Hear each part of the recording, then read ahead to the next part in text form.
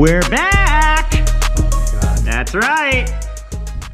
I said I was gonna make you guys a video on the other truck that I have.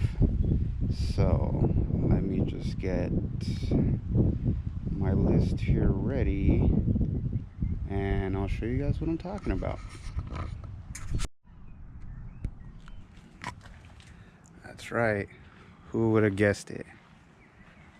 A 2000 full-size Mitsubishi Montero with a front solid axle swap. So I'll give you guys the breakdown. It's on coilovers, 17-inch method bead locks. For the front axle here, I'm gonna go through my list. Let's see. Oh yeah, look at that. And I'll tell you guys, this thing rocks. I used a Dana M210 from the new 2020 Gladiator, or when the Gladiator was introduced, the JT. I did a front axle disconnect little module. You take it off and you put a plate on it. It has a EVO truss.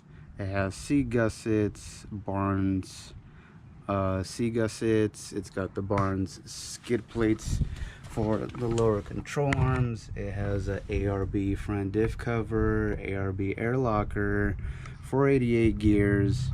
It has a 79 Ford Bronco box. As you guys can see, that thing is huge. GM 1-ton drop pitman arm. It's got the EMF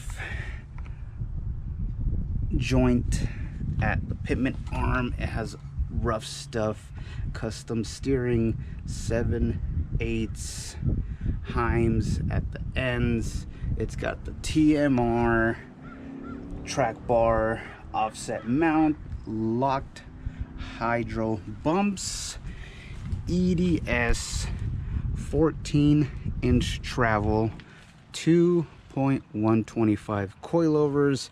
It is using a 10K super winch up front. It has an added cooler for the power steering pump there. It's got an added fan back here for the engine cooler. 37-inch Nitto tires, 17-inch method true bead locks with the bead grip inside. We're using the metal cloak TJ lower long arms with JK upper arms. It's the radius arm, but the JK ones were longer than the TJ ones, so that's why that works.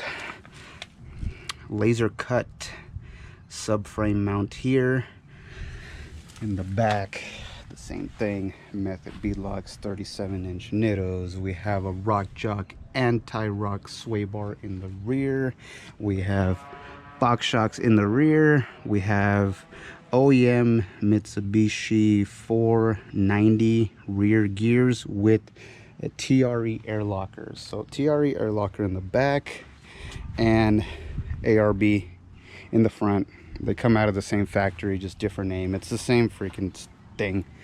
OC Fab custom rear bumper. As you can see, the bumper has done its fair share of work. We have a diamond plate here on the bumper. We have adventure driven design gas tank skid, not gas station, what the hell. This is the aluminum one. It does okay, but since it is aluminum, it's not as robust as the steel one would be. But even the steel one isn't as thick as I'd like it to be, so I mean, it does okay. We have JDM Pajero tail lights. I did the spare carrier delete. We have a 1.75 body lift mod from Adventure Driven Design as well. We are using a rear panhard lift bracket. That way the rear end doesn't swing when it bumps. You don't get bump steer. We're using a 4.5-inch bump stop with another 2 1.5 inch or 1.5 square tubing on the top, so we don't max out the shocks. We have Land Cruiser rear springs because those are the only ones that I could find off the shelf that would be tall enough to match the lift that I needed. And I even cut them so because they were a little bit too tall. Those are 4-inch sleek off-road Land Cruiser rear lift springs. You can see the air line back there for the air locker. Once again, you got the rock jack sway bar, CJ fabrication, sliders, and front bumper. You got the Jeep Performance part sticker here because we got the front Jeep axle, and I have a Jeep Rubicon, as you guys probably can, maybe you'll see it there. It is a Jeep Rubicon 4-to-1 low gear transfer case. Stuffed it all in there with the custom mounts and whatnot. And that's why we needed the body lift, is because that transfer case is way bigger than the factory one, so it just wouldn't fit unless you cut the tunnel up at the top or whatever. Custom drive shafts front and rear with 1410 flanges at the axles and at the transfer case. Not much to see inside, so I'm not going to show you guys in there or whatever. Has a little 8-gang switch pod that controls the lockers and whatever I need it to, but yeah, that's pretty much it right there. This thing took a lot of time, patience, and everyone knows money. I'm not going to get into the cost of the build because it was a good amount, probably enough to not sell it, but as you guys guessed it, it's actually for sale. 170,000 original miles. I am the second owner.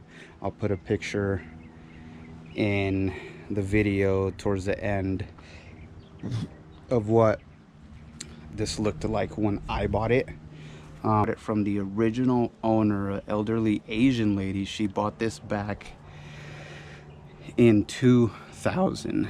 She never off-roaded it.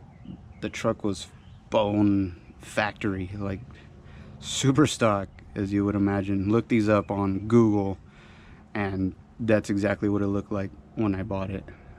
Super ugly trucks, but it does take, you know, special people to like these things. You know, most people are into Land Cruisers and 4Runners, and I had a 4Runner and I was thinking about getting a Land Cruiser, but how cool is it to go out on the trail in this thing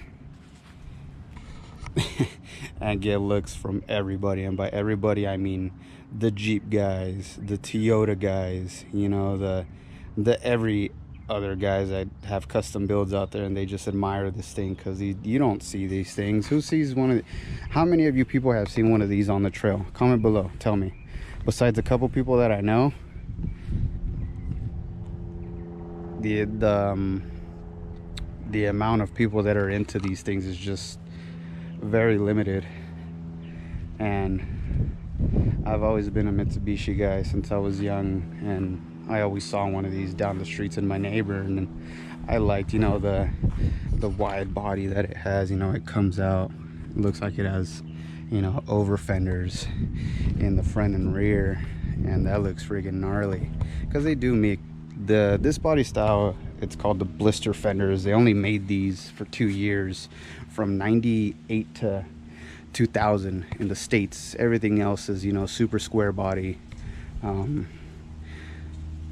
They are really, really impressively stable on the trails, especially with the solid axle and the amount of travel that I have. It's crazy, sometimes even scary, you know. But at the end of me blabbering here about my overly paid build, that I am that I'm now selling, because I feel like if I was to put a dent in this thing, I would just lose it, you know, because you just don't see these things anywhere. So, I mean, it's much easier to put a dent in a Jeep than it is to put a dent in something that, you know, you put so much money into. And you could probably put more into a Jeep or whatever, but the downfall is that they don't make armor. They don't make any armor to go over the fenders. They don't make any armor to go over the doors. This rear section is the one that would hurt the most if it did get damaged, because they don't make anything for this piece here. You know, they don't make armor that comes down to the door, which I really wish they did, because if they did, it just wouldn't be up for sale. But since I feel that it's just too rare and the body's too clean, yeah, I mean, the paint's not in the best condition, you know, the roof is fading and the hood is faded. It looks worse now because it is dirty, but if I was to put a dent in this thing, I would just feel so bad. And they're just tall. Like, this thing is massively tall, and I'm not a tall person, you know, I'm 5'8" or whatever. This thing is easily, you know, even with my arm stretched all the way up, it doesn't touch the top. So when you're trying to do like some gnarly off-camber trails that, you know, are like cave style, that, you know, you have to go on the side of the mountain and it's still super off-camber, that high roof doesn't do you any favors.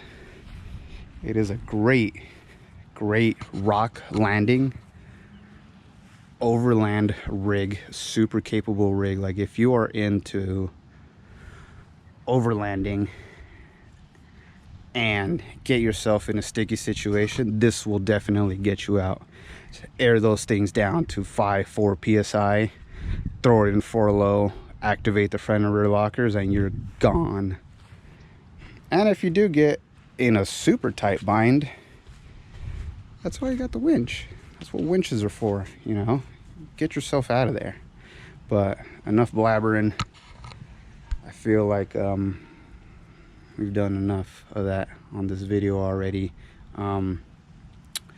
Shout out to CJ Fab for finishing the project for me.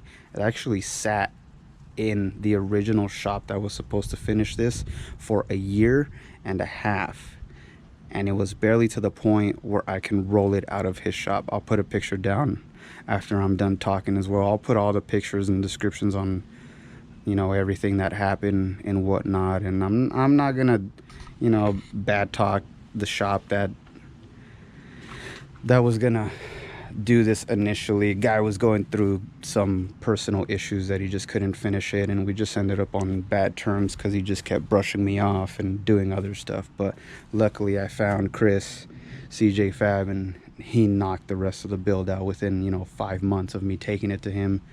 And super cool guy. It's a one-man shop. Sometimes his dad helps, but he's in South El Monte here in Southern California. If you guys ever need any work done, he specializes in Toyotas, but every Toyota that he does there ends up with the sauce. So with that being said, I'll stop blabbering.